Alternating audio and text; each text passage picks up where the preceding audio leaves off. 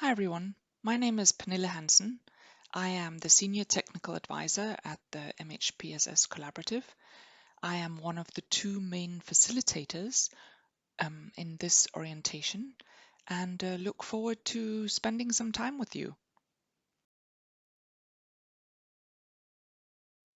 Hi everyone, I'm Sarah Kate van der Volt. I'm working as an MHPSS Technical Advisor with the IFRC Psychosocial Center. I will be working with Pernille as a co-facilitator on this training on MHPSS core concepts. Hi everyone, my name is Victor Ogo, and I am the Mental Health and Psychosocial Support and Youth Engagement Advisor at the MHPSS Collaborative. I will be supporting Sarah Kate and Pernille, and I'll be making input on child participation in MHPSS.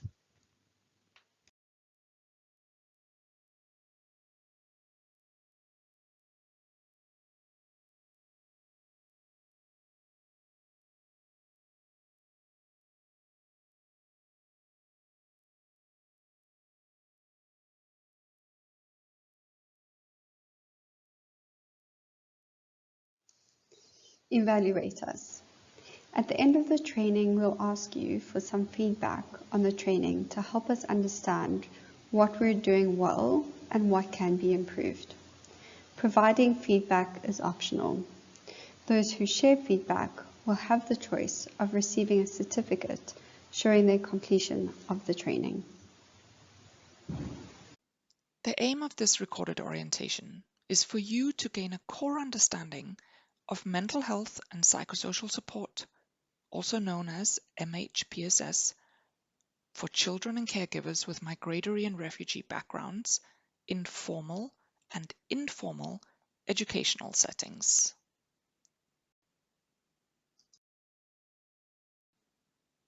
This recording has been produced as part of the Refuge-Ed project, which is an international collaborative research project that is funded by the European Commission's Horizon 2020 framework program.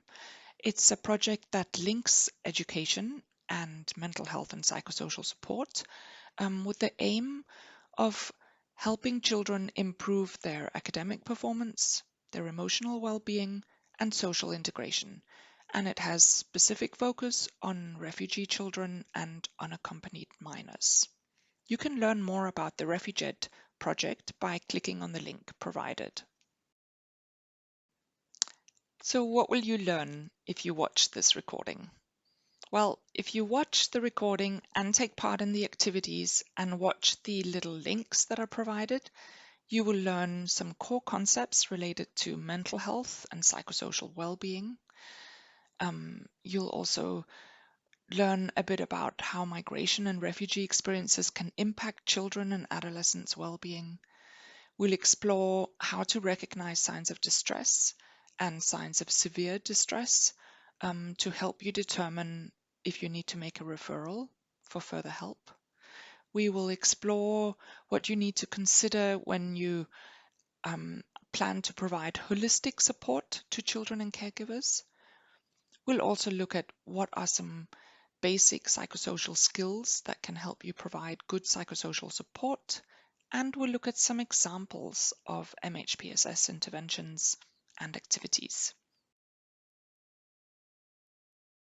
This recording has been put together with some presentations of information from Sarah and myself. We've included some clips from interviews with our two technical advisors. We've also included clips from a focus group discussion that we held with a group of 5 young people. And there are also links to further information. The idea with the recording is that you should view it at your own pace. Stop, take some breaks, carry on watching. Please try to watch the linked media that is provided throughout the recording. We've also made a worksheet for you that you can take part in some small activities so you can brainstorm on your own before watching the presented information. And then we invite you to note down any questions that might pop up as you're watching. Remember, this is a basic orientation, so we do not go into depth in any topic, but if there is a topic you are interested in and want to learn more about it, please note it down and we will follow up later.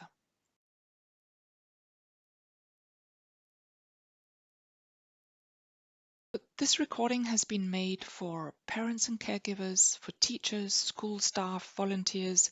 It's been made for use by anyone who interacts with children and adolescents. As I've mentioned, the facilitators are myself and Sarah van der Walt, and we've included some interviews with our acting director from the collaborative, Ashley Namiro, and Victor Hugo, who is our youth engagement advisor. And we have the focus group discussion with the 5 young people. So we've divided this orientation up into 5 distinct sessions.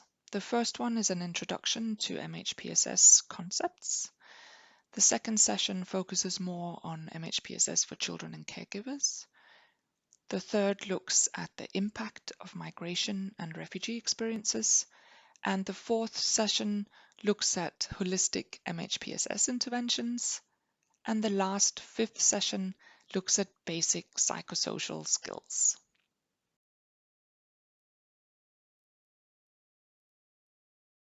Hi everyone, I want to welcome you to our first session, Core MHPSS Concepts. So in this session, we'll be introducing eustress and distress, what are the ways to understand the difference between the two, then mental health, what is defined as mental health, and then psychosocial well-being, what does it mean to be well, what are the different components of being well, and then finally, mental health and psychosocial support. What are the activities of this and what does this mean? What is stress? Stress is a word that we hear often today. We can sometimes use it when we're referring to our day at work, or maybe when we're talking to someone, or just overall explanation of how we feel. But stress has a specific meaning and a specific role in mental health and psychosocial well-being. Stress is specifically referring to a state of pressure in mind and body that comes about from 3 main sets of different factors. This can be the result of a threat, facing a challenge, or the result of changes in our lives. And when we look at this scale on the slide, we see that coping is higher than the sources of stress. And this is one of the things we want to highlight when we're talking about stress. We all have natural ways of coping with stress. When we aren't able to cope anymore, this becomes feelings of distress. So when stress has a negative impact on us and we are no longer able to cope. Eustress is positive stress. This is when we feel that there are changes happening in our lives and we are having to cope and adapt to these positive impacts. Our next slide will talk about eustress and distress. In the table you will see in your worksheet, list on one side some sources of stress in your life. And in the column next to it, right next to each source of stress, what things you do to help you to overcome the feeling of stress. However, it is important to know that not all stress is bad. Some stress is good stress, and this is what we call eustress. Now watch this little video that explains what eustress and distress are. Now, let's talk about mental health. What is mental health? Well, there are some formal definitions of it, and here we have some examples from the World Health Organization. But first, we have to recognize that mental health is a vital part of our overall health and affects how we feel, think, and behave. It is also closely linked to our physical health. Mental health includes a sense of well-being and feeling good about oneself, maintaining supportive relationships, and feeling that one can be meaningfully productive in the community and being able to cope with the typical stresses of life. So the World Health Organization made a statement that health is a state of complete physical, mental, and social well-being and not merely the absence of disease or infirmity. We also have a definition from the World Health Organization, which says mental health is a state of well-being in which an individual realizes their own abilities, can cope with the normal stresses of life, can work productively, and is able to make a contribution to their community.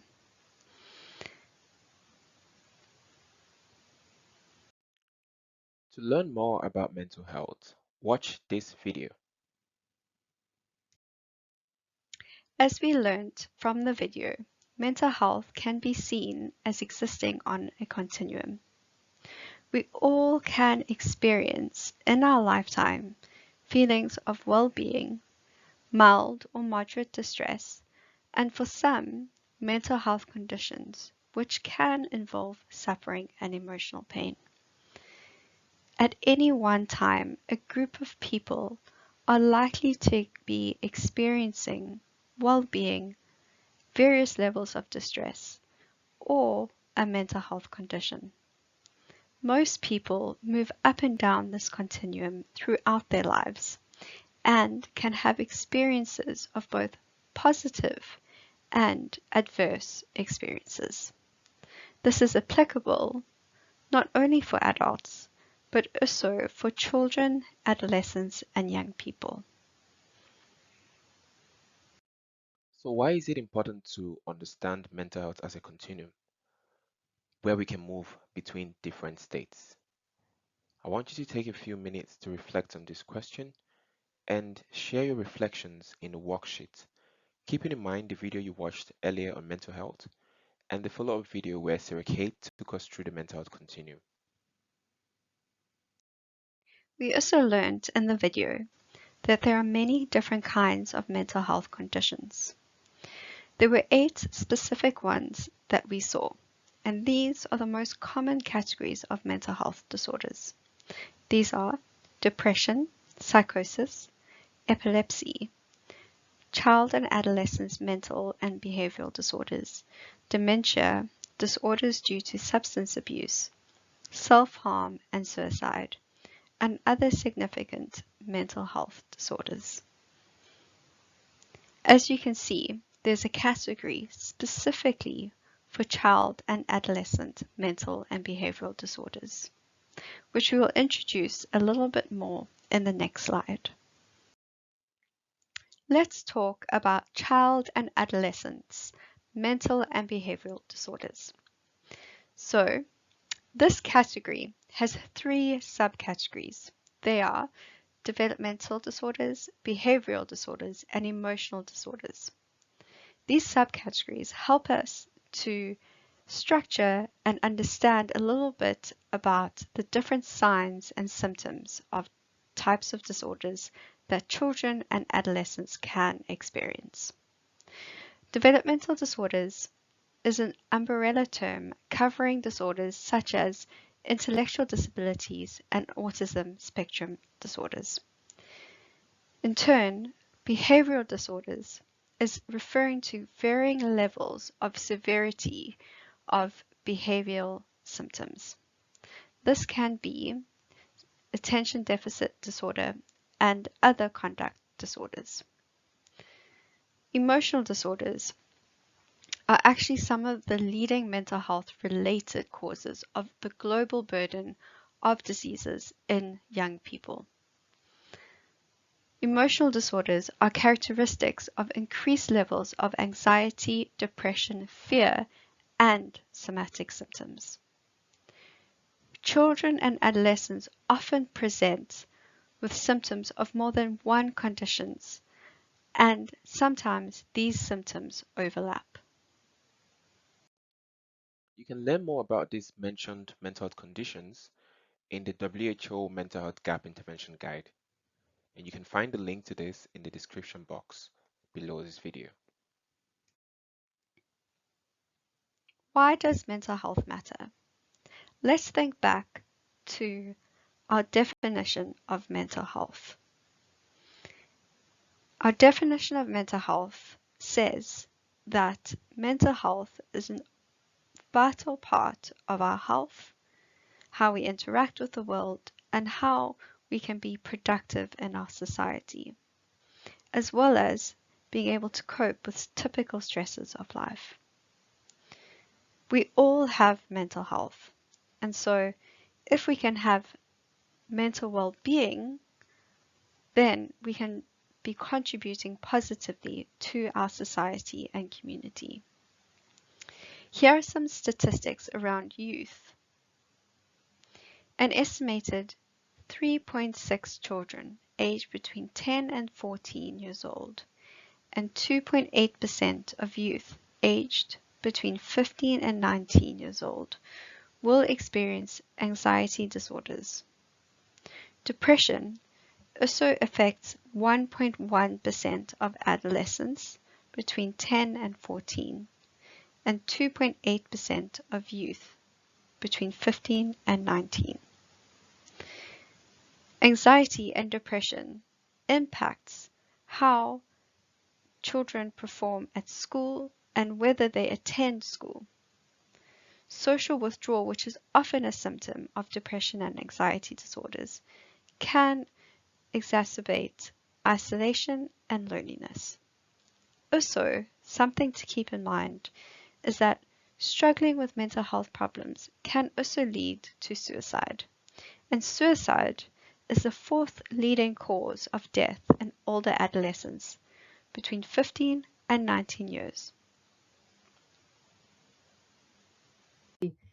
Ways that teachers can promote and integrate mental health and psychosocial support is really thinking about how does this action, how does this component of the learning environment affect students' mental health and well-being, and what components can I put into daily classroom routines that are going to support children with their mental health and well-being, and support them with these really important life skills or human skills that we know are integral to thriving in adulthood. So what is psychosocial well-being? Psychosocial well-being describes the positive state of being when a person thrives. In children and adolescents, it results from the interplay of physical, psychological, cognitive, which is thinking, emotional, social, material, and spiritual aspects that influence a child's and adolescent's ability to grow, learn, socialize, and develop to their full potential. There are three other factors which are essential to experiencing psychosocial well-being. These are participation, development, and safety. These factors are commonly drawn and referred to as a well-being flower. The first one we're going to talk about is psychosocial well-being. Psychosocial well-being is about connecting to others and experiencing feelings of belonging, and these strengthen well-being. Social interaction through friends, family, social activities, or sports, leisure, or other common interest groups contribute to positive social well-being. Spiritual. Spiritual is meaning how does someone experience what does life mean and what is the purpose of life, and how this promotes good well-being. Practicing spiritual, religious, or other life beliefs supports positive well-being. Emotional. Our feelings have an immense impact on our well-being. Being able to safely and express and manage feelings promotes good well-being. Cultural. One's culture evolves over time and involves learning patterns of belief, thought, and behavior. It makes life more predictable and can help us feel comfortable and safe. Being able to retrain, interpret, and express cultural identity is part of good well-being. Material. Economic and material safety, such as financial security, housing, and being able to afford basic goods and services, are an important aspect of well-being. Mental or cognitive. Using the mind to solve problems and find solutions that to challenges, as well as using the mind to learn, acquire, and apply information, promotes positive well-being. Biological. Taking care of our physical health, for example, through eating healthy, exercising, and feeling strong and rested, positively affects our well-being. These are the 7 petals of the well-being flower. Now we will talk about the 3 different leaves of the well-being flower. Safety. Being out of immediate danger, having access to basic needs such as food, shelter, and water, as well as feeling safe, are critical foundations to positive well-being. If one does not feel safe, then how can one interact with the world around them? Participation. Being able to participate meaningfully and have choices and some sense of control over life supports positive well-being.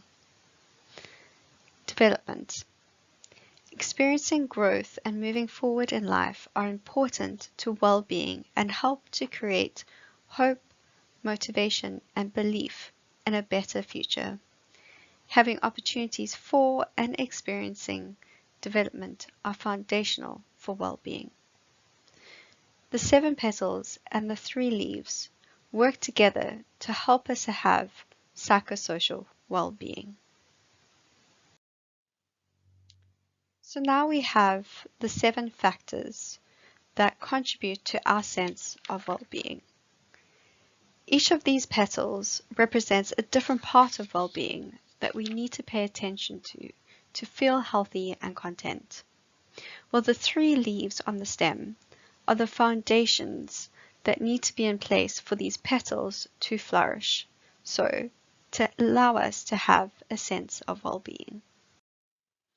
So now that you've seen the psychosocial well-being flower, we would like you to look at your worksheet and complete the psychosocial well-being flower there.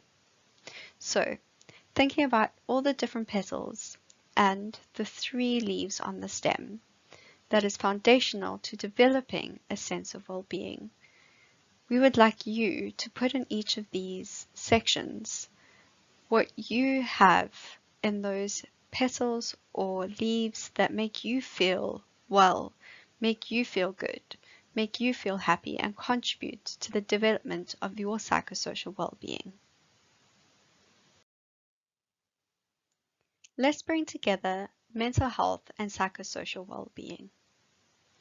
Mental health and psychosocial support is a combined term used by the Interagency Standing Committee in the guidelines for MHPSS in emergency settings.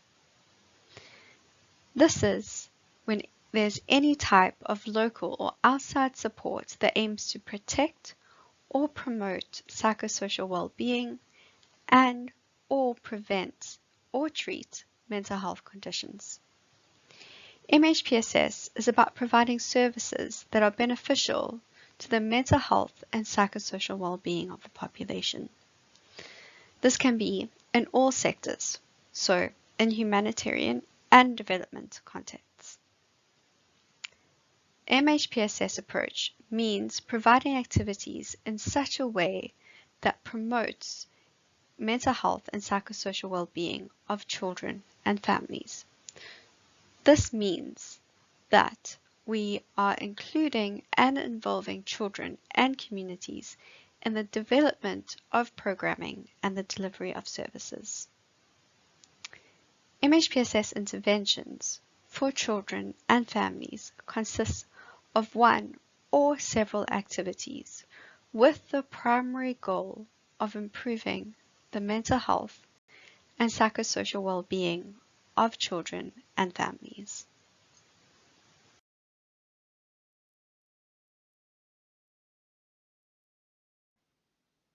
Hi, it's Pernilla again. I'll be guiding you through the second session on MHPSS for children and caregivers. We're going to start by looking at what are some of the risks that are faced by children and caregivers through migration and refugee experience. We'll also look at what are protective factors for children and adolescents. Then we'll look at some of the models and approaches that we use when planning mental health and psychosocial support for children and caregivers. First looking at the socio-ecological model, and then we'll look at the life course approach. And last, we will look at child protection, which is a cross-cutting area that we always focus on in our work with children. Why should we have special focus on mental health and psychosocial support for children? Why don't we just use the methods that we use for adults? And why don't we just include children in the general population and they can get the same help that everybody else gets?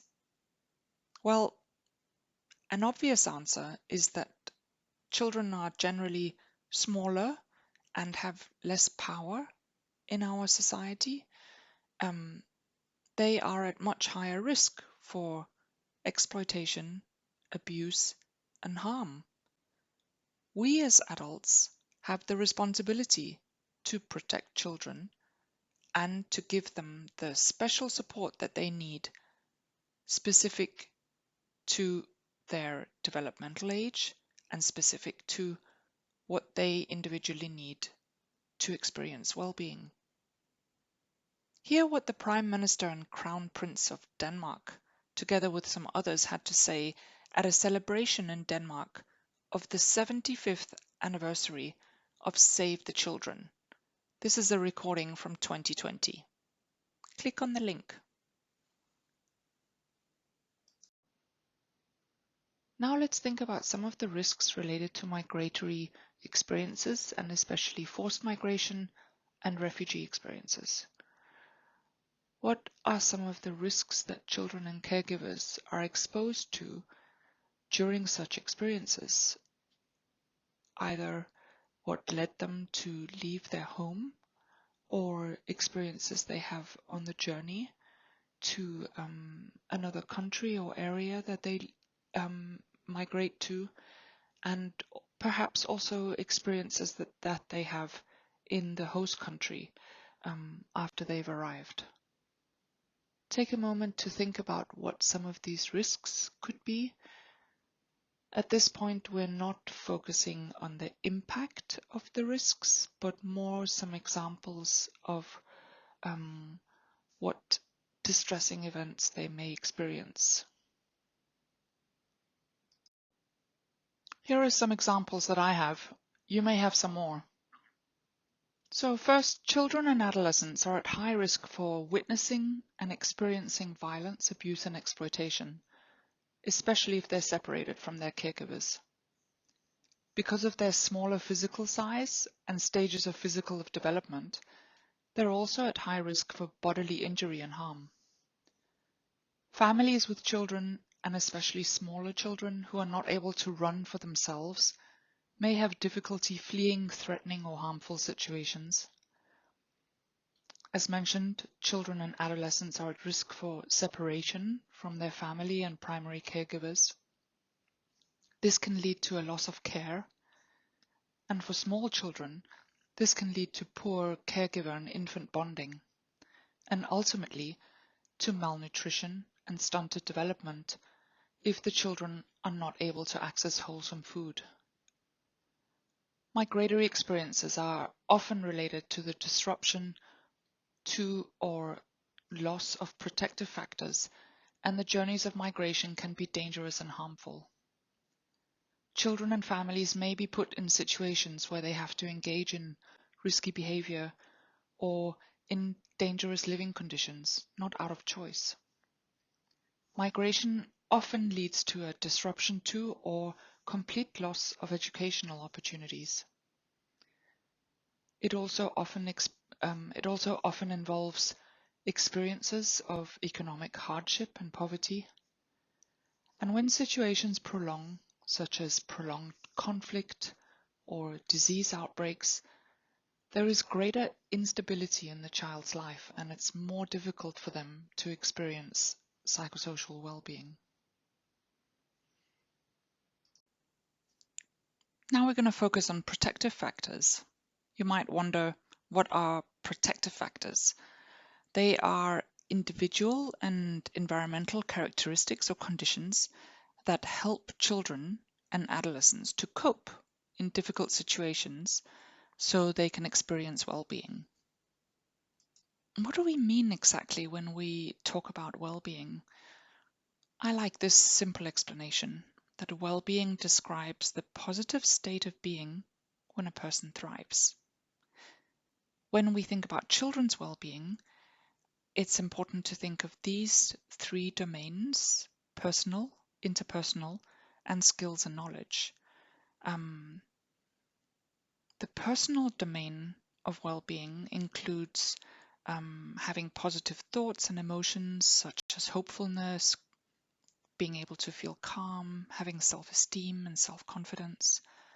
And some of the protective factors that can enable this include a child or adolescent having positive experiences, receiving positive feedback from their peers and adults, and just having caregiver support when reflecting about life experiences.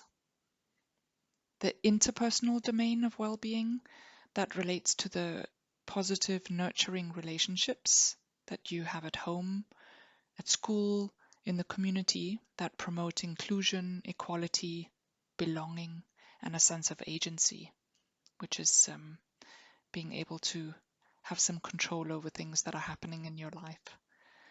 Some protective factors that encourage this, that enable this kind of well-being, include responsive caregivers and teachers, and the possibility to contribute to one's community, peer support, and friendship. The last domain of well-being, skills and knowledge, this refers to opportunities for stimulation, opportunities for learning and skill development, learning how to make positive decisions, and effectively being able to respond to life's challenges, and also learning how to express yourself in positive, good social ways. And protective factors that enable this form of well-being include opportunities to learn and develop new skills, and receiving positive feedback from the people around you.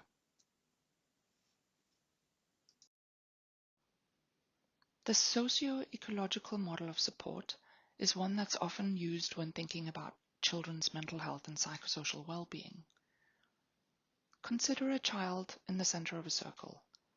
Their immediate level of support at the individual level relates to their own body and their biological and psychological makeup, what skills and competencies they have. So this is influenced by their early experiences of development and how they behave and interact with others. The next level of support is with people who are closest to the child or the adolescent. For many, this will be family and caregivers and peers. For others, not. It may be other people in their lives. The next level of support is the community, which includes the institutions the child is a part of, such as a school or a youth club, and the health services and any kind of institutional support or community support. all of these are surrounded by a further level of support, which is the state and the legal systems and the policies that enable the other levels of protection and care that the child has around them.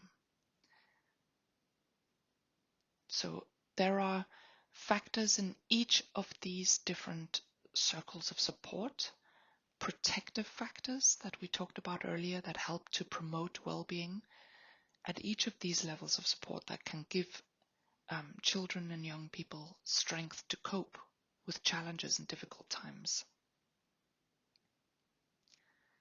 So children's well-being and their capacity to overcome adversity and adapt are directly linked with the interplay between the developmental stage they're at and the different levels of support that they have to protect and take care of them.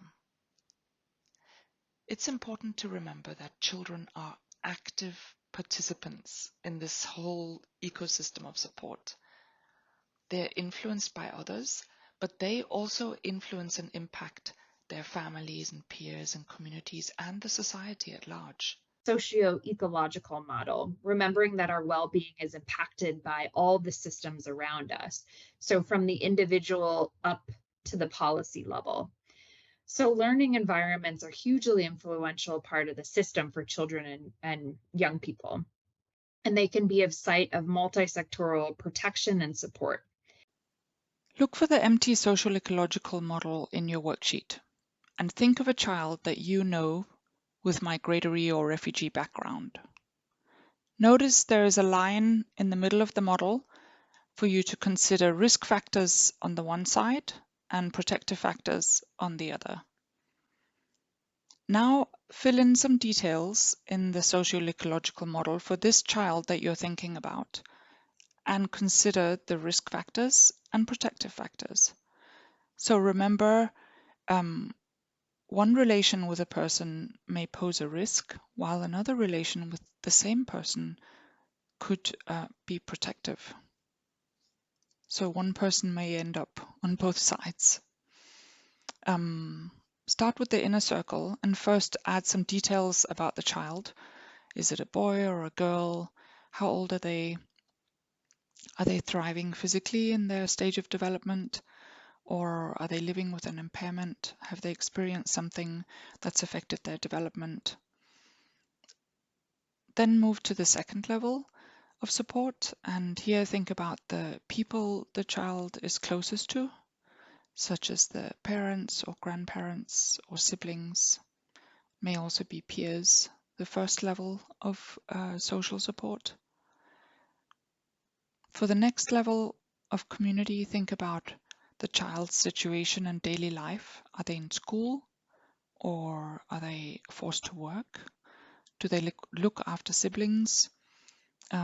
What places and which people are part of the child's life? So that could be schools, community clubs, friend groups, nurses, doctors.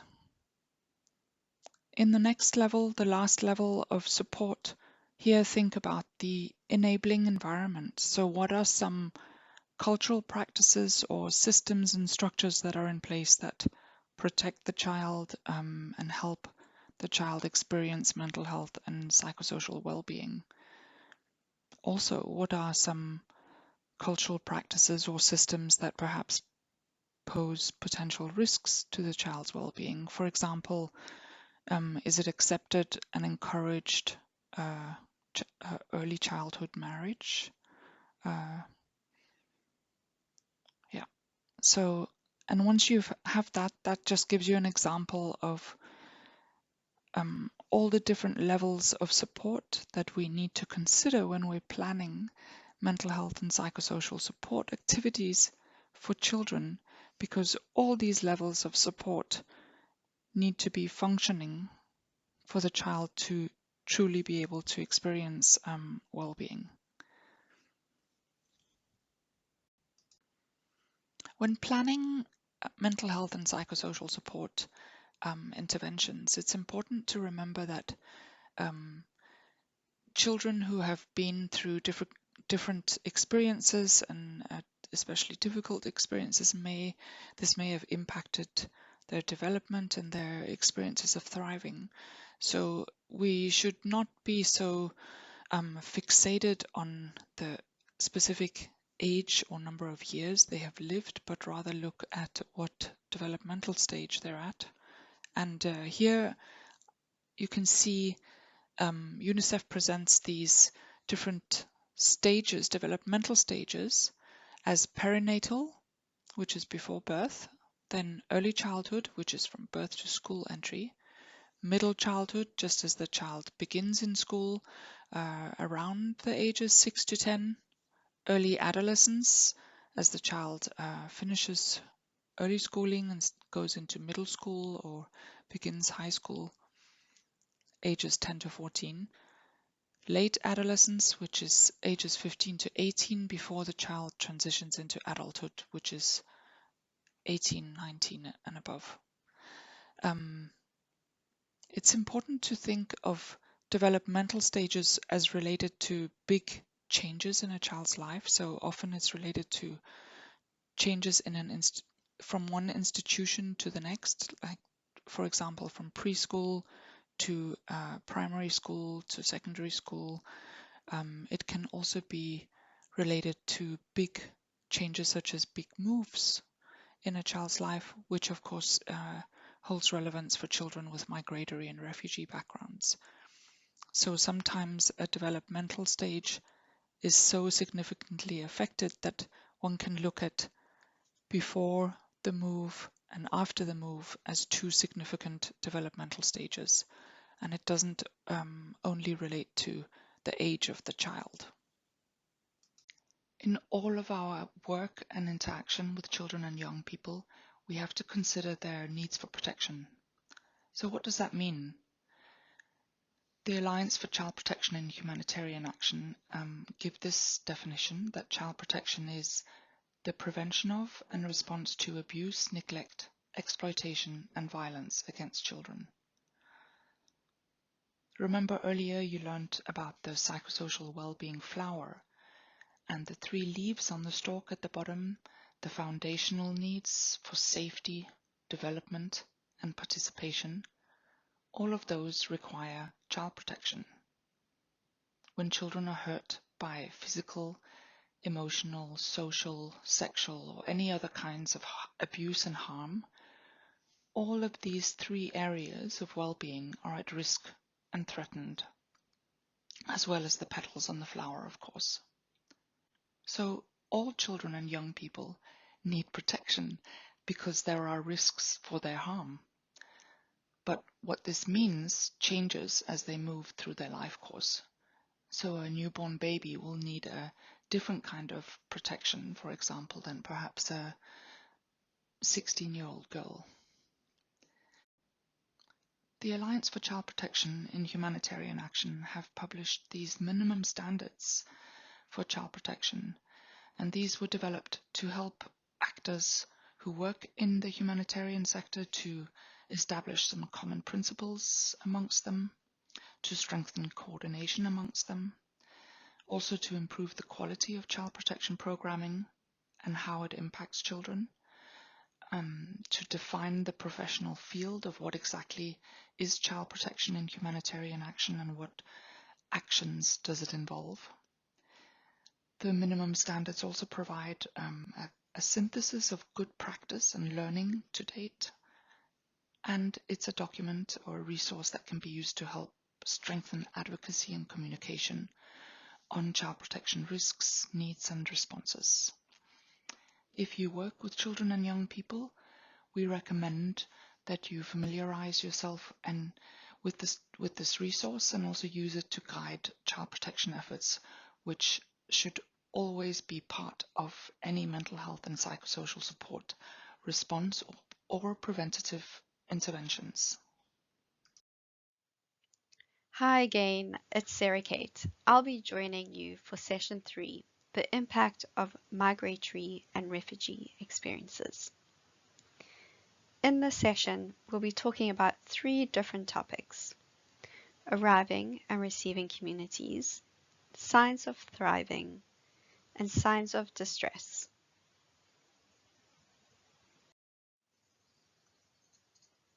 The impact of migration. Those who have started the journey of migration have often experienced the impact of migration. Those who start the journey of migration have often faced war, persecution, and extreme hardships to make them leave their countries of origin. In addition, during the journey of migration, many have experienced displacement and hardships in transit countries and have made dangerous travels. The lack of information, uncertainty about immigration status, potential hostility, changing policies, and undignified and continuous detention are all additional factors. Forced migration also challenges protective supports that existed before they started the journey of migration. These could be having a supportive family, routines and rituals that create a sense of safety and belonging. Forced migration requires multiple adaptations in a short period of time, and people, including children, become more vulnerable to abuse and neglect, and where pre-existing social and mental health problems can be increased. Importantly, the way people are received and how protection and assistance is provided may induce or aggravate problems. These could be undermining their human dignity, discouraging mutual support, and thus creating dependency on the state. An acute sense of urgency among people on the move may prompt them to take extreme medical and psychosocial risks, as well as their fast-paced travels through several countries leaves very little time for service provision. Refugees and migrants may feel overwhelmed or confused and distressed and experience extreme fear and worries. Outbursts of strong emotions such as anger and sadness, as well as nightmares and other sleep problems, could become common. Initially, on immediate arrival in Europe, some may be elated. Many are affected by multiple losses and are grieving for people, places, and life left behind. And some may feel fearful or anxious or numb and detached. Some people may have reactions that affect their functioning and thinking capacities and challenge their ability to care for themselves and their families, and their ability to cope with dangers and risks that they experience. It is important to realize that many stress responses are natural, in which body and mind react to stresses and should not be considered abnormal. However, for most refugees and migrants, potentially traumatic events from the past are not the only or even most important source of psychological distress. Most people's emotional suffering is directly related to current stresses and worries and uncertainty about the future. Being a refugee or a migrant does not, therefore, by itself make people vulnerable to mental disorders, but refugees and migrants can be exposed to various stress factors that influence their mental well-being. Take a look at this video created by World Vision on the long journey for refugee children, where a few young boys tell the story of their journey. When we are designing our interventions, we should focus on both the arriving and the receiving community. And although it may seem that the arriving communities need more help, the receiving community also needs support to adjust to the changes of having a new community, a new set of people in their communities. This will help with social integration as the social capital, the social links, and social trust is rebuilt. By including the arriving community as well as the receiving community in our interventions, we can build the trust between the two. Thanks. I think children and young people these days face some common challenges, obviously, and some very contextual challenges as well. Just like you mentioned, more specifically, those from migratory and multicultural backgrounds. We're in a digital world, and there's a lot of stimulation out there for kids and young people to respond to. They feel compelled to respond to them, and a lot of that has a huge implication on how they see themselves and their identity, and obviously how they react to different forms of communication online and offline. Yeah. For most children and young people that come from migratory backgrounds, they have to obviously deal with grief from loss, and the loss doesn't have to be just the death of a close one or a loved one. It could deal with the loss of a home, a loss of an environment they're comfortable with, a loss of friends and schools and settings that they felt obviously at home with. Mm-hmm. And that has obviously, they have different ways of responding to that. In some cases they can respond with panic or fear or anxiety, increasing anxiety. For most of them, they get to withdraw. For most of them, in trying to integrate into the new environment, it becomes they use aggression as a way to express that discomfort that they feel. And for others, they obviously just a change in behaviors. So these are some of the things that they get to deal with. I'm sure there's more of it, but for this specific context. Thank you. In terms of these challenges, what are some of the ways that caregivers can provide support? I think it's important to start with highlighting that caregivers are people themselves. They are humans. They have experienced similar discomforts and similar changes in their lives, and it's important that they take care of themselves first. I always give an example that if you are on an airplane, there's usually this announcement that they give that if something happens, you should make sure you put on your own oxygen mask first before you try to help someone beside you. And it's the same way.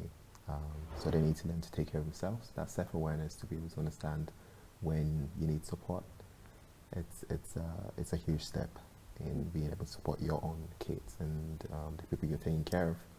Another important component as well is that this is bidirectional, so that teachers are also, the teachers and the school community are supporting children in the community to welcome children who are coming from a migrant background or also refugee background, because having new students come into your classroom, especially if they don't speak the language instruction, can also be really difficult. So from my perspective, it's really about giving children information about what's happening. So, introducing the fact that new students are going to be coming, what that's going to look like, what it's going to feel like, opening a space for students to ask questions about why new students are coming, and really open up a dialogue around it. And that, of course, maybe going back, that might not be something that we think about as promoting mental health and well-being, but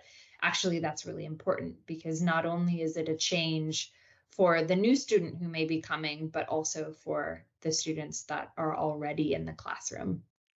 Now, reflecting on everything you've heard so far, think of the journey of migration in 3 stages, starting with when someone is making the decision to leave as the pre-migration, then the journey of migration, and finally, the country of destination. On your worksheet, add some of your thoughts on what some of the impacts of migration entail. We would like you to take a moment to look at your worksheet and to complete the activity Signs of Thriving. We have divided the different age groups from 0 to 2 years, 3 to 5 years, 5 to 10 years, 10 to 14 years, and 15 to 18 years. And we would like you to add in this activity, what are some of the signs of thriving of these different age groups that you know when someone is growing or developing well. Now onto the second activity. We would like you to look at the signs of distress activity and using the same age groups of 0 to 2, 3 to 5, 5 to 10, 10 to 14, and 15 to 18 to describe what are some of the reactions that you know that children have when they have experienced distressing events and experiences. Please complete this in your table. What are some common signs of distress for children? Children can be impacted by distressing events even when they do not understand what has happened. They may react differently than adults to stressful situations, and their reactions are dependent on their stage of development, as well as the culture that they are brought up in. Distressing events can impact a child's education. Their performance may worsen, or they might work hard to become perfect to avoid any negative consequences. Children's sense of trust in the world around them might be disrupted. As with adults, it is normal for children to be impacted by distressing situations and events. Here are some common signs of distress according to different age groups. The first age we see is from 0 to 3 years. And this is when children can retain memories, sights, or smells related to events. They may increase in crying, clinginess, irritability, passivity, so being quiet, or having a reduced sense of connectedness to significant adults in their lives or caretakers, and have an increased emotional state. Age 4 to 6. This is often when children have a fear of being separated from caregivers. They have feelings of helplessness and powerlessness. They might become more withdrawn or be in denial, and may even revert to behaviors such as thumb sucking, bedwetting, or being afraid of the dark. They may also have difficulty in having control over their bladder where they could have had control before. They may also act out parts of the distressing experience in their play over and over again. Young children between the ages of 7 and 12 find it much easier to understand complicated issues and could have feelings of guilt, a sense of failure, or anger. Some can have fantasies about being the rescuer and may want to talk about the event often. They will also seek ways to re-establish control and may revert to behaviors like thumb sucking, being afraid of the dark, and may refuse to speak or communicate with others, and sometimes even those closest to them. They could also be unpredictable in their mood changes. The final age group is from 13 to 17. And this is the age group when they may react similarly to adults, where they might experience irritation, reject rules, or become aggressive. They could become more impulsive and engage in risk-seeking behaviors like alcohol or substance use, self-harm, poor eating habits, such as eating too much or too little, and may be more fearful. Distressed children and families are survivors rather than victims. Whatever the concerning behaviors that may be evident, it is helpful to focus on the resources that children and families have rather than on the problems and the hopelessness. It is always important to treat children as unique individuals and to show them respect. Children have different reactions to adverse events in their environment, and culture influences the ways in which we express emotions. In the previous slide, we spoke about some common signs of distress across different age groups. Now, you might have noticed that there were some physical reactions that could be seen as signs of distress. But sometimes these physical reactions could also be signs of physical illness. And so, it's important to take your child to see a doctor to rule out any physical conditions. These physical distress signs could be tiredness, stomach ache, tight chest, dry mouth, muscle weakness, shortness of breath, dizziness, shaking, headaches, or general aches and pains. Earlier we mentioned different signs of distress for children and their age groups, but sometimes there are signs of distress that cause us worry, and these are signs of severe distress. And this is when we should reach out to a professional medical or mental health provider. If a child shares they're experiencing any of the following: risk of harm to self or others. If a child expresses suicidal thoughts, it is important to take suicidal ideation seriously, even if the child tries to brush it off later. If the child shows extreme, persistent withdrawal, so maybe no emotional response, or the child's expression seems flat with no negative or emotional expressions. Persistent crying, whining, or whimpering over a period of time, and this is different to a grieving or a liberating sob. If a child is dissociating, so if the child is detached from their surroundings and fails to engage emotionally like the child used to. If the child is experiencing hallucinations, or the child is hearing voices that are not real, or seeing things or people that are not real, in a way that does not seem playful or joking.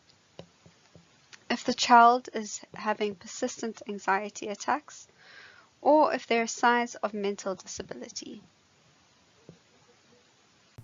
For some of the children who are dealing with aggression or fear or anxiety, you have to obviously, depending on where exactly they're feeling, if it's aggression, you have to make sure you ensure their safety first and know exactly when you need to get support for them.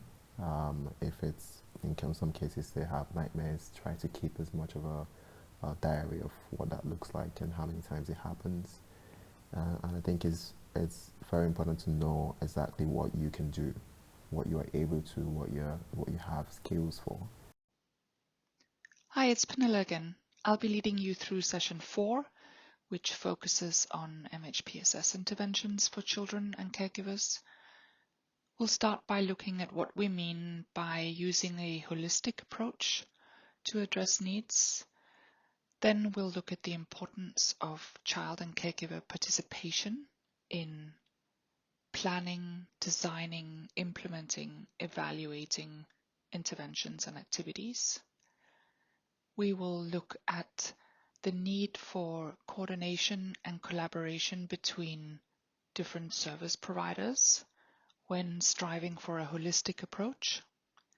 And last, we have a special section focusing on MHPSS and education, where we'll learn about the importance of integrating MHPSS into educational programs and how this can support children with migratory or refugee backgrounds experience well-being and integration into the schools that they join, for example, in the new countries that they live in.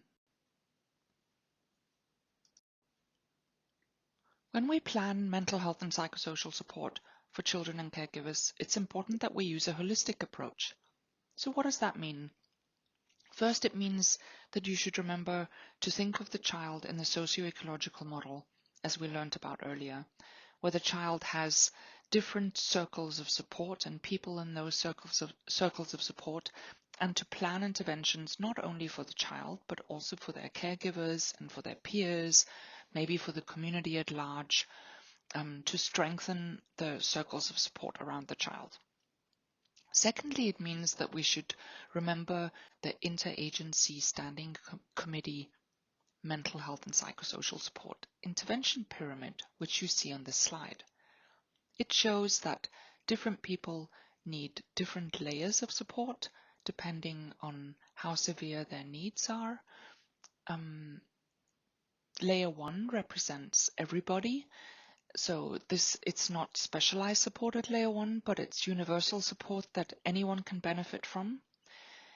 And MHPSS activities and interventions at this level include preventative measures such as raising awareness about mental health and psychosocial issues, providing information about where people can access services for basic needs.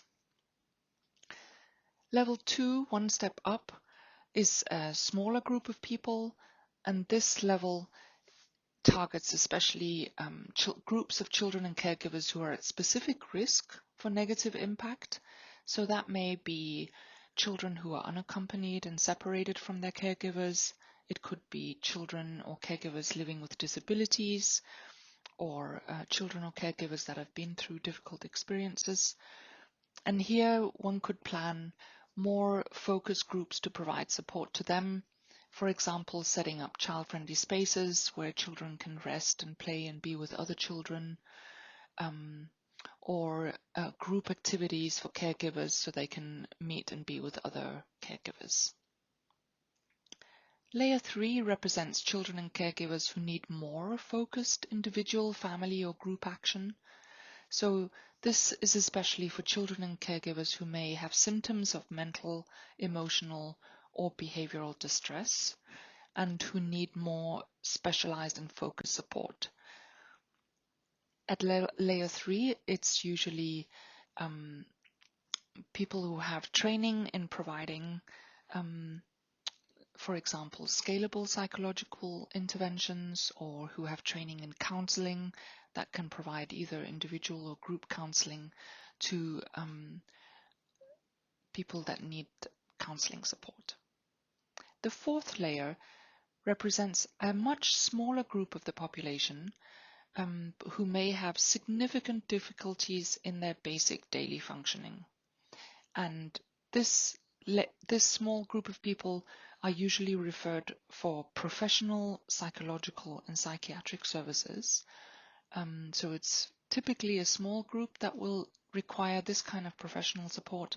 And it's also often not humanitarian response organizations that provide the support, but usually state psychiatric or psychological services.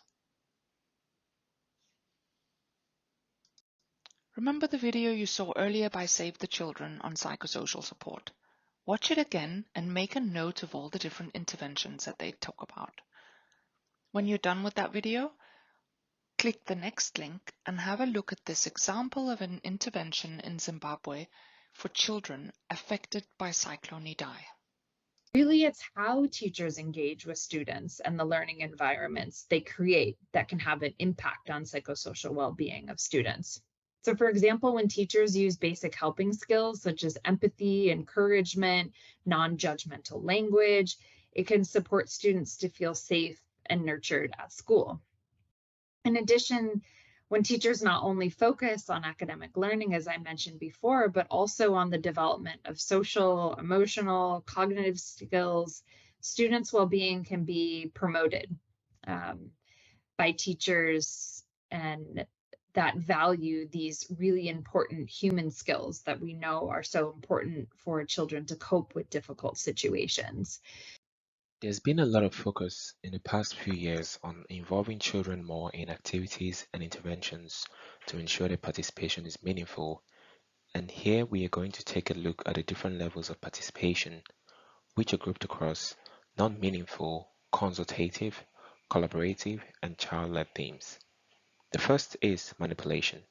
Here, children are not involved in design or decisions, but are used by adults to communicate adults' messages. The next is decoration, and here children are used by adults to promote or support a cause without being informed. The third is tokenism, and this represents a sort of symbolic representation by a few children where they may not have genuine voice and may be asked to speak for the group they represent. The fourth is assigned and informed, and here children do not initiate but understand and have some sense of ownership. The fifth is consulted and informed. Here programs are designed and run by adults who consult with children who make recommendations that are considered by adults. The sixth is adult initiated, share decisions with children. And here programs are designed by adults who share decisions with children. The seventh is child-initiated shared decisions with adults. And here programs are designed and run by children who share the decisions with adults. And finally, child-initiated and designed. And here programs are designed and run by children and decisions are made by children.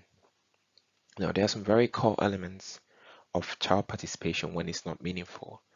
And that means that it is decorative, it is tokenistic, it is manipulative, it is lacking trust, there's a pre-existing bias of children's disinterest, expertise, and qualifications, and finally, there's a lack of credible feedback mechanisms. But for child participation to be meaningful, children need to be consulted in identifying problems and solutions. They need to be engaged in shared decision making with adults. They need to be supported to learn how to make better informed decisions. They need to be trusted to lead. The process needs to be safe, inclusive, and sensitive to risk. Children should have freedom to express views and opinions that are taken seriously. There needs to be an intention to act on these expressed views. The process needs to be transparent and informative. And finally, there needs to be efforts to ensure that children's capacity to engage is supported. Earlier, we learned about the flower of psychosocial well-being. Now we're going to take a look at the flower of participation, as it also relates directly to well-being. It promotes child participation, agency, responsibility, growth, inclusion, representation, and so much more. The flower includes the levels of participation that we have just considered. The air represents inclusivity, as it is everywhere and should be integrated into all elements of meaningful child participation. All children should be given opportunities to draw on their knowledge, skills, and abilities, and to express their views on issues that have real relevance to their lives. The soil represents the commitment from children. Children should be committed to actively participate and willing to grasp the opportunities they are offered. The roots of the flower are the 5 core elements for meaningful child participation. There's freedom of choice, which represents the extent to which children can decide to participate or not. And then there's information, and this refers to the extent to which children have access to comprehensive information that is crucial for their participation. There's decision-making power, and this looks at the extent a child can make decisions. And then there's voice. To what extent can a child voice their views and opinions, and to what extent are these being heard and respected? And lastly, there's responsibility. This represents the extent to which a child has the opportunity to act independently. The ants represent threats to the flower's well-being. Tokenism and manipulation are some examples. The levels of participation are shown in the leaves, with the highest levels in the top petals of the flower. The flower thrives in an inclusive community that values and promotes capacity strengthening, represented by the rain. The flower grows in an enabling environment, represented by the sun's rays, which is made possible by 8 factors, and we will take them one by one. The first is transparent and clear information. Children must receive full, accessible, diversity-sensitive, and age-appropriate information about their rights to express their views and the purpose and scope of participation opportunities. The second is voluntary. Children should never be coerced into expressing views or taking part in activities against their wishes, and they should be informed that they can cease involvement at any stage. The next is respect. There needs to be commitment from adults to be respectful and acknowledge and support children's ideas, actions, and existing contributions to their families, schools, cultures, and work environments. The next is environment. Child-friendly environments and working methods should consider and reflect children's evolving capacities and interests. The next is safe spaces. Safe spaces should always be considered and provided, and prepared with sensitivity to risks. This includes risks from expression of views. The next is policies. To integrate child participation into activities and interventions, it is important to develop policies aiming to protect children and promote their safe participation at all levels. The next is flexibility. Children do not have the same daily schedules as adults. This needs to be considered when planning their participation. Their views may also be very different to adults, which requires flexibility both ways. And finally, financial means. It is important to support children and caregivers with financial means to allow them to participate meaningfully. Let's start by taking a few minutes to pause and reflect on what factors may impact a child's participation in different activities. And after doing that, let's take them one by one. Age and stage of development. This affects the extent of participation. It affects how open and confident children are to speak on certain issues and how expressive they can be. It also affects the simplicity of communication as well as the chosen method of facilitation that will be in use to ensure that the voices are comprehensively represented. The next is ability and disability. To engage children with disabilities, it is important to be able to identify them as they are often isolated. There is also a need to overcome negative ideas about their capacity to participate. Their inclusion may have implications for practical and logistical arrangements as well as special arrangements for their communication. The next is childhood experiences. The unique individual experiences of each child will also impact on the extent of participation. Children who do not feel confident and valued at home or school may find it difficult to participate. Also, those who have never felt listened to may find it hard to share ideas. And then there's gender. Boys and girls experience childhood differently. For example, in cultures where girls are more restricted, discriminated against, and denied access to their rights, the extent of their participation can be affected. It may be contextually appropriate to run special sessions to ensure full participation. And then there's environment. Wider social and cultural factors shape the environment for children and the extent to which they feel valued. This includes issues such as gender discrimination and other harmful traditional practices and customs. The extent to which children's views and opinions are encouraged and valued, and to what degree they are seen as individuals with rights, also influences the extent to which children can participate. In the case of humanitarian emergencies, which may or may not lead to displacement, children may react differently to new and unfamiliar environments, or even efforts that are done to ensure their safety. This can also affect how open they are to participation. Adult permission. Children's participation should be discussed with families and communities in advance of activities taking place to ensure that adults are supportive of the initiative. And then there's adult presence. While sharing feedback on the children's views and achievements with the community is a good thing, adult presence often stops children from participating, especially when sensitive issues that might be considered taboo in that context are being discussed.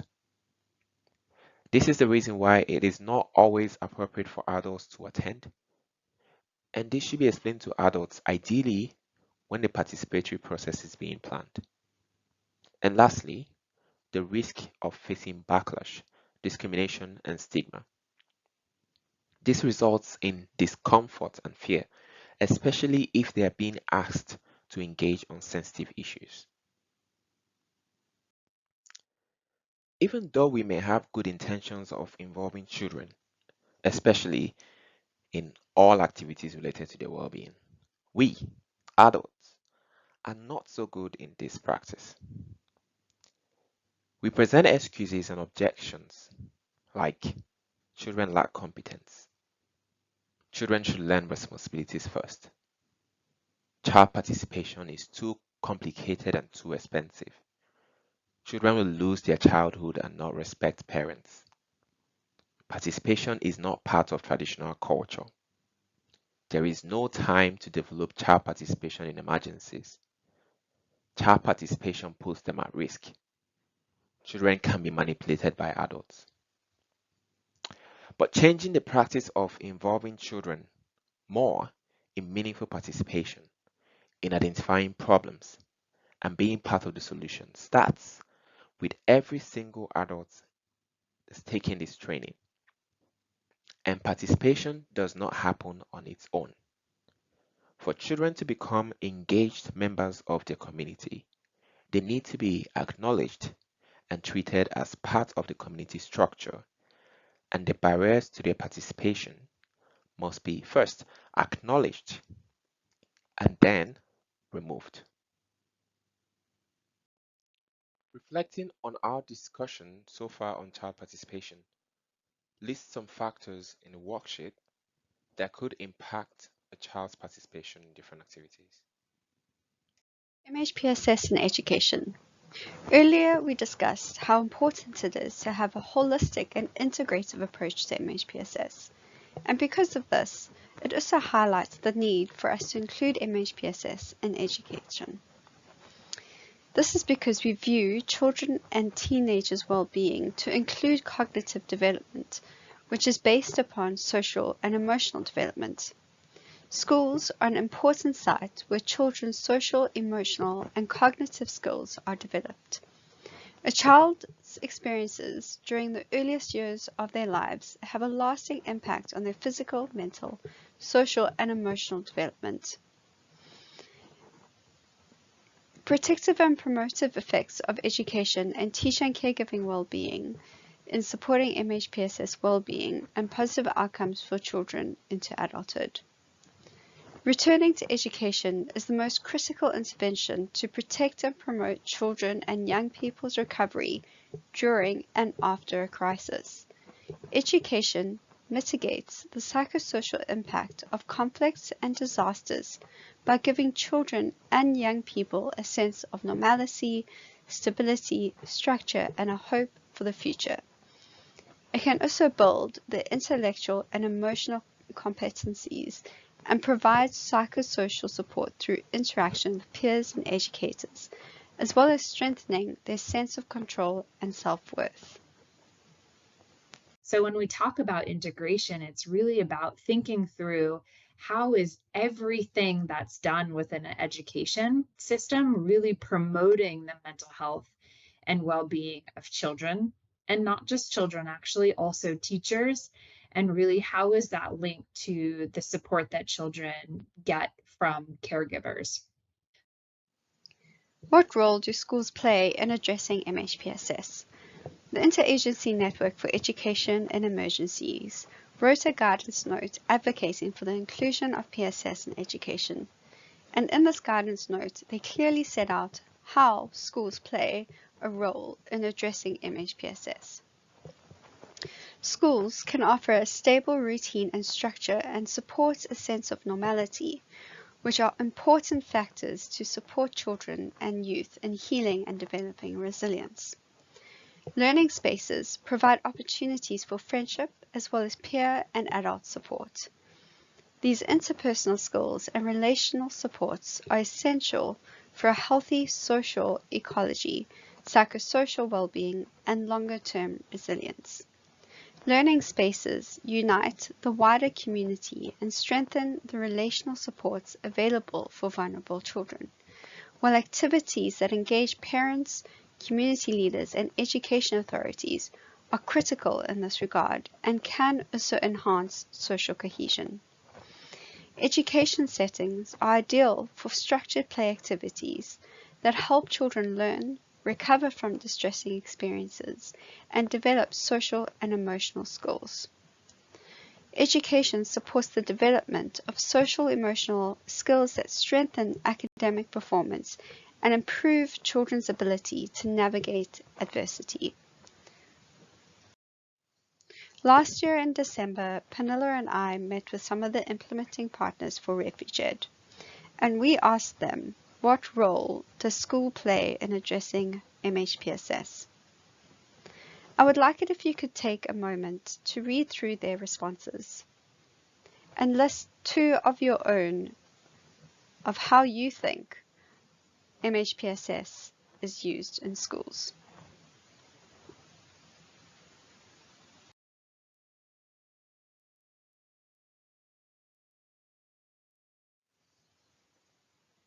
Welcome to Section 5.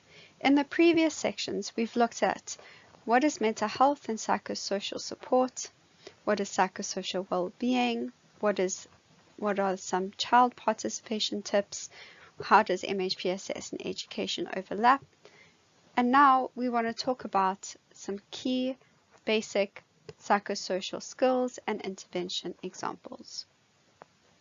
Together we will go through the do's and don'ts, some PFA skills, what are safe spaces, child-friendly spaces.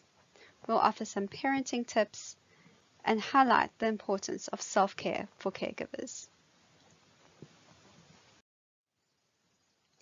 In your worksheets, you will see that there's an activity of do's and don'ts when working with children. Pause the video and may you take some time to identify some do's and don'ts when working with children. Thank you for taking the time to complete that exercise. Now, we want to introduce to you some of the do's and some of the don'ts. It's important to develop ground rules with children. This helps them to have a feeling of safety.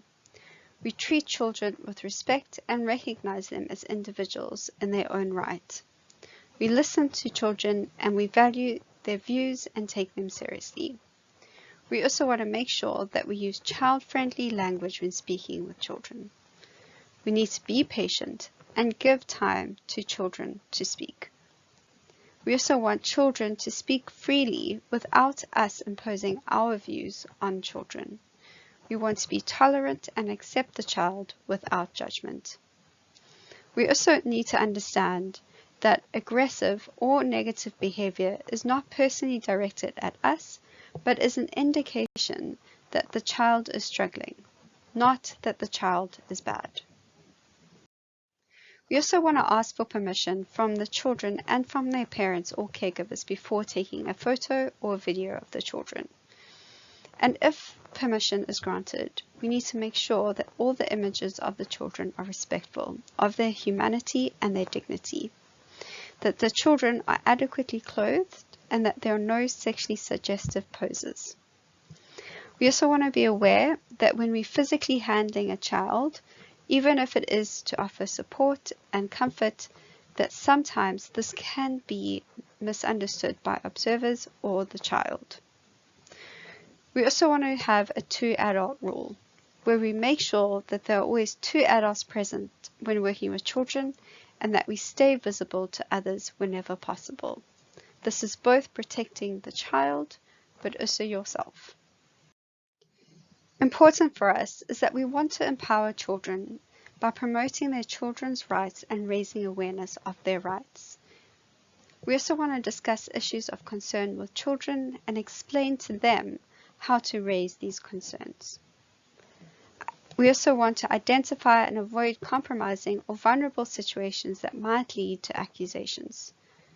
We should also speak out if you are suspicious of another person's actions or behavior with children. Know who you can speak to in your workplace if you want to discuss or report suspected or known abuse. And here are a list of don'ts. Don't work with children if this may expose them to risk or danger. The basis of our work should always be the child's best interest. Don't create a situation where a child feels he or she has to please you by saying or doing something specific. Don't pressure a child to talk if they don't want to. Don't promise more than you can provide, or lie or tell half-truths. Don't force children to participate. Participation in all activities should be voluntary. Try to encourage children who are not participating to participate more. And don't put yourself in a position where your actions or intentions with children can be questioned. And never punish a child. Psychological first aid. Psychological first aid is a psychosocial support activity. And psychosocial support refers to the actions that address both the emotional and social needs of individuals, with the aim of helping people to use their resources and enhance resilience. Psychological first aid can be a standalone intervention in a crisis or be part of a psychosocial program that includes other activities.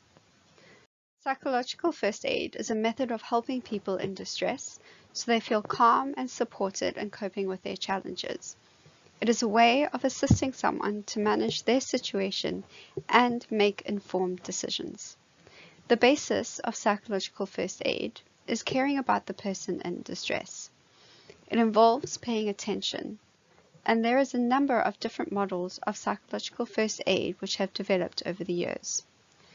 They are all slightly different but follow the same principles of helping people in distress by ensuring their safety, promoting calm, comforting them, talking with them, helping them to access who or what they need. But the three basic action principles are guided in the psychological first aid of look, listen, and link. Child-friendly spaces are widely used in emergencies as a first response to children's needs and an entry point for working with affected communities. This is because child-friendly spaces can be established quickly and respond to children's rights to protection, psychosocial well-being, and non-formal education. Child-friendly spaces are typically used as a temporary support that contributes to the care and protection of children in emergencies. However, they can be used as permanent structures that serve as a bridge to early recovery and long-term supports for vulnerable children. Please take a look at some of the links that we have posted in your worksheet and in this presentation. There's an online training offered by the IFRC Psychosocial Center, as well as a link saying what is a child-friendly space. The last thing I want to say is about positive parenting. Of course, it's important that you know when to reinforce good behavior from your child, and that you make that a constant thing. It's not like a one-off, once-in-a-lifetime situation where they get to hear thank you from you for the first time. In some cases, like, you can pat them on the back. Some parents say, hey, that's my Superman, just like using such reinforcing language to make sure they know what they need to keep doing. It's very important. Here are some parenting tips put together by UNICEF. You'll find the link in the description box below. Throughout this orientation, we have been stressing a focus on children and adolescents' well-being. We have mentioned caregivers, but our main focus has been on children. It is important to remember that caregivers include teachers, volunteers, and anyone who is caring for another person, either outside of family relationships or through work duties. It is not easy to be a caregiver and can be challenging, especially when caring for children that have had difficult experiences and may have strong reactions. The IFRC Psychosocial Center have developed a well-being guide which details some ways that you can take practices of self-care to promote your sense of well-being. Please take a look at the well-being guide on the link.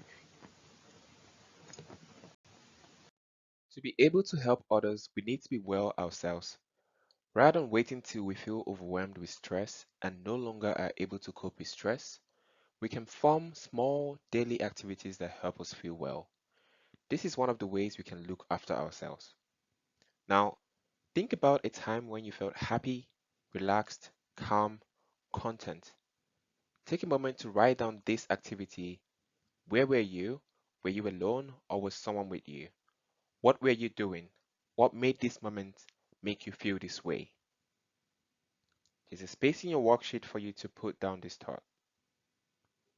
Now, after doing that, identify some key points from your activity that you can include in your everyday life to help you feel happy, relaxed, calm, and content. Well done, you've reached the end of our training. If you would like to take part in an evaluation of the training, please use the link in the next slide based on which country your center is in. At the end of the evaluation, you will have the option of receiving a certificate of completion for the training. Please note that completing the evaluation and receiving a certificate is optional.